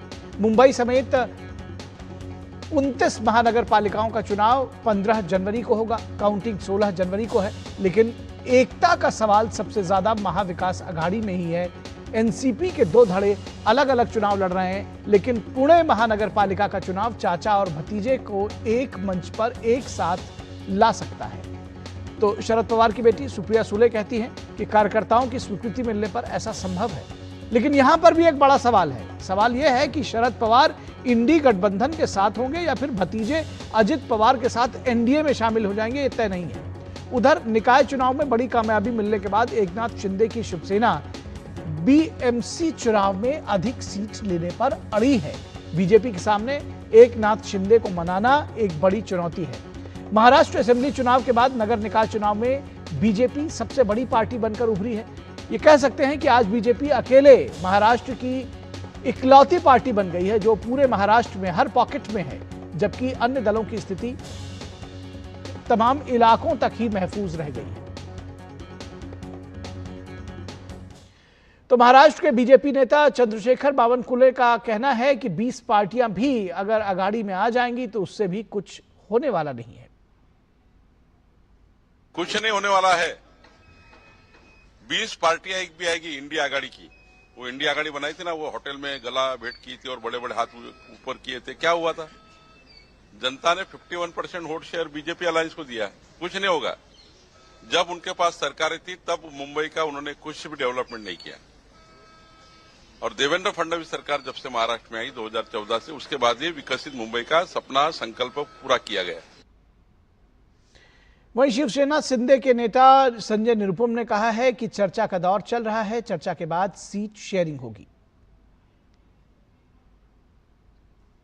बीजेपी और शिवसेना के बीच सीट शेयरिंग को लेकर के चर्चा चल रही है। चर्चा के कई दौर पूरे हो चुके हैं। आने वाले 1-2 दिनों के अंदर आपको नतीजे सामने मिल जाएंगे। हमारी ऐसी अपेक्षा है कि ज्यादा से ज्यादा सीट मिले, कोई गलत नहीं है। बीजेपी भी चाह रही है उसको ज्यादा से ज्यादा सीट मिले, ये भी गलत नहीं है। लेकिन यही एक तरीका है कि सभी पार्टियां जब गठबंधन में होती हैं तो सीट शेयरिंग के हिसाब से कौन सी सीट हम जीत सकते हैं, कौन सी सीट वो जीत सकते हैं, इसके ऊपर चर्चा करके जो हमारी अपेक्षा हो जाएगा। आप समझ, और बीजेपी की भी जो अपेक्षा वो भी पूरी होगी। और इस पूरी खबर पर चर्चा करने के लिए, बात करने के लिए शिशिर सेलार हमारे संवाददाता मुंबई से जुड़े हुए हैं। उनके पास सीधे चलते हैं। शिशिर, सबसे पहले तो ये जानना समझना चाहेंगे किस करवट देख रहे हैं आप महाराष्ट्र की सियासत? ऐसा लगता है कि बीजेपी की जीत ने बड़ी सियासी हलचल मचा दी है और तमाम जो गुट अरसे से बिछड़े हुए थे, दो भाई अरसे से बिछड़े हुए थे, जो गुट अरसे से बिछड़े हुए थे, वो सब एक साथ आ रहे हैं या आने को बेताब है? बिल्कुल, हालांकि सबके बीच में अगर देखा जाए तो सबसे महत्वपूर्ण कारण है वो है मुंबई महानगर पालिका। और साथ ही साथ मुंबई के साथ साथ अगर बात करें तो पुणे, ठाणे, नासिक महानगर पालिका, अगर इन पूरे महानगर पालिकाओं का अगर आप बजट देखें तकरीबन 1-1.5 लाख करोड़ के आसपास जाता है। तो ऐसे में जाहिर सी बात है हर कोई पार्टी चाहती है कि इन महानगर पालिका पर उनकी सत्ता हो। लेकिन जिस प्रकार से खासतौर पर मुंबई की अगर हम बात करें तो मुंबई में जिस प्रकार से राजनीतिक गणित बदल चुका है, आज हमने देखा काफी महत्वपूर्ण दिन इसलिए भी था क्योंकि तकरीबन 2005 के बाद हमने देखा कि जिस प्रकार से राज ठाकरे जो है शिवसेना से अलग हुए, महाराष्ट्र नवनिर्माण सेना बनाई, उसके बाद तकरीबन 2 दशकों के बाद आज जो है फिर से एक बार दोनों भाई एक साथ आए हैं। और उसके पीछे का कारण ये बताया जा रहा है कि मुंबई महानगर पालिका के समेत जो बाकी MMR रीजन की महानगर पालिका है वहां पर। लेकिन इसके साथ साथ राजनीति बदल दी यहाँ पर इस वक्त दिखाई दे रही है, क्योंकि जब ठाकरे बंधु सामने आए तो उन्होंने एक विषय सामने रखा हुआ है मराठी मुद्दे का और मराठी मानुस का। हालांकि इसके ऊपर बीजेपी या फिर हम बात करें शिवसेना की बात करें तो उन्होंने स्पष्ट कहा कि अगर मराठी की बात अगर ये कर रहे हैं, मराठी मानुस की बात कर रहे हैं, तो इतने सालों में जो मराठी मानुस मुंबई से बाहर गया है उस पर बात क्यों नहीं कर रहे? तो अब कहीं ना कहीं हम कह सकते हैं कि ये पूरी राजनीतिक कवायद जो है मुंबई महानगर पालिका पर आगे सिमट चुकी है। और इसमें अब गणित देख लीजिए किस प्रकार से है। जहां तक बात करें महाविकास आघाड़ी की, तो महाविकास आघाड़ी में अब तक जो है शिवसेना ठाकरे पार्टी थी, साथ ही साथ शरद पवार की पार्टी थी और कांग्रेस थी। लेकिन अब इस वक्त हम देख पा रहे हैं कि गणित बदल चुका है और अब मुंबई की बात करें तो महाविकास आघाड़ी से कांग्रेस जो है वो नदारद है, वो अलग हो चुकी है। और अब मुंबई की बात करें तो मुंबई में दोनों ठाकरे बंधु और उनके साथ जो है शरद पवार जो है सामने आ सकते हैं। वही और एक बात हम करें किस प्रकार से विपर्यास महाराष्ट्र की राजनीति में इस वक्त दिखाई दे रहा है। अजित पवार और शरद पवार जो कि आमने सामने खड़े थे विधानसभा और साथ ही साथ हम बात करें पार्लियामेंट चुनाव को लेकर, लेकिन अब महानगर पालिका के चुनाव आते हम देख पा रहे हैं कि किस प्रकार से दोनों पार्टी फिर चाहे वो जी बिल्कुल, अब यही चर्चा लगातार महाराष्ट्र की सियासत में छाई हुई है कि दरअसल बीजेपी और या ये कहा जाए कि एकनाथ शिंदे, ये इन दोनों लोगों की जो जीत है दरअसल वो कई लोगों को एक साथ आने पर मजबूर कर रही है। आने वाले दिनों में बहुत सारी चीजें सामने देख सकेंगे। बहुत शुक्रिया इस तमाम बातचीत के लिए। हमारे पास समय बस इतना ही शिशिर, बहुत शुक्रिया। रुकेंगे एक छोटे से ब्रेक के लिए, ब्रेक के बाद बात करेंगे पश्चिम बंगाल की सियासत की। चिंतामणि, क्यों इतनी चिंता करते हो? क्या खरपतवार से परेशान हो? पेश है स्टील MH210 प्लावोमीटर। खरपतवार पे करो वार, सुनहरी फसल होगी हर बार। तू मेरे घर के रानी, ये मेरे खेतों का राजा। स्टील उपकरण लाए परिवर्तन। जब धरती चीर कर निकलता है लोहे का पत्थर और मिलता है मोंगिया के जोश से, फिर तपता है, पिघलता है और बनता है फौलाद। अब होता है सरिया सारी खूबियों के साथ। मोंगिया स्टील, मजबूत देश का मजबूत सरिया। LIC युवा प्रोफेशनल्स के लिए लाए हैं नवजीवन श्री। करें नियमित प्रीमियम का भुगतान, जीवन बीमा का आनंद लें। प्राप्त करें प्रीमियम के प्रतिशत पर गारंटीकृत एडिशंस। अपने वित्तीय लक्ष्यों के अनुरूप मैच्योरिटी पर गारंटीकृत धनराशि पाएं। मौजूदा पॉलिसी धारकों के लिए आकर्षक अतिरिक्त लाभ। आज ही खरीदें। चिंतामणि, क्यों इतनी चिंता करते हो? क्या खरपतवार से परेशान हो? पेश है स्टील MH210 फ्लावोमीटर। खरपतवार पे करो वार, सुनहरी फसल होगी हर बार। तू मेरे घर के रानी, ये मेरे खेतों का राजा। स्टील उपकरण लाए परिवर्तन। ब्रेक के बाद एक बार फिर आप सभी का स्वागत है और बात करेंगे पश्चिम बंगाल में SIR की कि अब माइक्रो ऑब्जर्वर्स पर घमासान आखिर क्यों है बरपा। पश्चिम बंगाल की राजनीति में एक बड़ी हलचल मची है। राज्य के करीब 31,68,000 अनमैप्ड वोटर्स के लिए 27 दिसंबर से स्पेशल इंटेंसिव रिवीजन यानी SIR के तहत पहले चरण की सुनवाई शुरू होने जा रही है। ये सुनवाई उन वोटर्स के लिए है जिनके नाम 2002 की वोटर लिस्ट में अपने माता पिता या परिवार के सदस्यों के साथ लिंक नहीं हो पाए थे। हर केस की सुनवाई एक माइक्रो ऑब्जर्वर की देखरेख में होगी। जानकारी के मुताबिक इस काम के लिए कुल 4,000 माइक्रो ऑब्जर्वर्स को 24 दिसंबर से कोलकाता में ट्रेनिंग दी जा रही है, जिसके का काम 2 चरणों में होगा। चुनाव आयोग ने स्पष्ट किया है कि इन माइक्रो ऑब्जर्वर्स राज्य के अधिकारी हैं। वहीं SIR की शुरू से ही मुखालफत कर रही पश्चिम बंगाल की CM ममता बनर्जी ने आरोप लगाया है कि चुनाव आयोग राज्य सरकार को जानकारी दिए बिना ही ऑब्जर्वर्स की नियुक्ति कर रहा है और वो पूरी तरह से ये प्रक्रिया भाजपा के हित में की जा रही है। तृणमूल कांग्रेस के बूथ लेवल एजेंट्स की बैठक में ममता बनर्जी ने कहा कि माइक्रो ऑब्जर्वर्स के रूप में नियुक्त किए गए कई केंद्रीय कर्मचारियों को स्थानीय बांग्ला भाषा का पर्याप्त ज्ञान नहीं है। उन्होंने ये सवाल उठाया कि ऐसे अधिकारी संशोधन प्रक्रिया के दूसरे चरण में वेरिफिकेशन कैसे कर पाएंगे। जबकि जब DD न्यूज की टीम ने इन माइक्रो ऑब्जर्वर से बात की तो फर्राटेदार बांग्ला बोलते हुए नजर आए। आपको सबसे पहले ये दिखाते हैं कि किस तरह से ये जो माइक्रो ऑब्जर्वर्स हैं उनसे DD न्यूज की टीम ने बात की तो क्या कुछ कहा उन्होंने। हुगली के रहने वाले हैं। क्या नाम है दादा आपका? मेरा नाम सोनू दास है। हाँ? सोनू दास है। अरे बांग्लाई बोली ना, बांगाली যখন অসুবিধা কি আছে আপনার? না একদম বাঙালি। के कल इवनिंग में ऑर्डर मिला है, आज यहाँ पे अटेंड करना है। तो कहाँ के रहने वाले हैं? बेलघोरिया। बेलघोरिया बंगाली है। LIC से हैं। क्या नाम है आपका? प्रवीर दास। बंगाली हैं। बंगाल में 2016 में आया और तब से यहीं पर। और सौरभ हमारे संवाददाता सौरभ दत्ता इस वक्त कोलकाता से जुड़े हुए हैं। सौरभ, सीधा सवाल आपसे ये कि क्या शुरू से आपको लग रहा है कि ममता बनर्जी कंफ्यूज्ड है SIR पर? कभी फॉर्म जमा करेंगे, कभी नहीं जमा करेंगे, फिर अब माइक्रो ऑब्जर्वर्स पर यह कंफ्यूजन?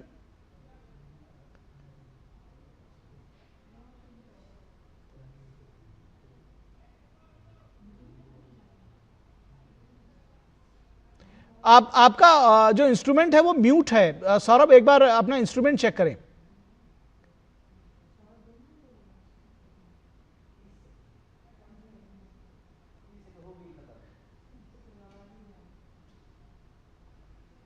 चलिए, सौरभ से हम संपर्क नहीं कर पा रहे हैं, लेकिन यह बात जरूर सामने आ रही है कि ममता बनर्जी इन माइक्रो ऑब्जर्वर्स का विरोध कर रही हैं।